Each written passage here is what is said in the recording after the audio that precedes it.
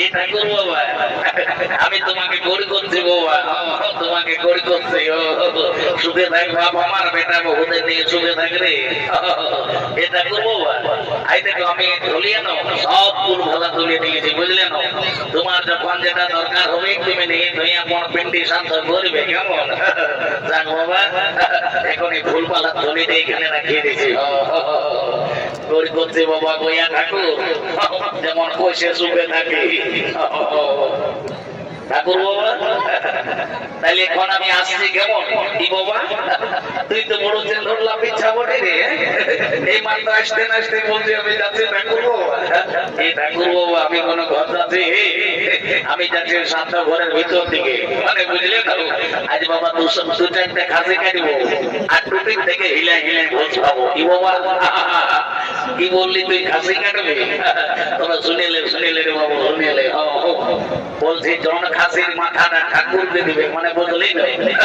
বলছি জন খাসির মাথাটা ঠাকুরকে দিবে, সেইটার ঘেঁচাটা টুকু লম্বা করে রাখবে। এ ঠাকুর বাবা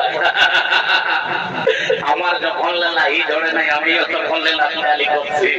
এইটাকে আমাকে শেখাতে হবে জানো ঠাকুর বাবা। আমরা নাই ঘড়ি ঘড়ি একটা কথা আছে, বলে কি যে ঠাকুরদের ভাগ বটে ঘেঁচাটা আর আমাদের নবীনদের ভাগ বটে নবীন পেঁচাটা। ঠিক বলেছি ঠিক বলেছি। তাহলে ঠাকুর বাবা আমি এখন আসছি কেমন?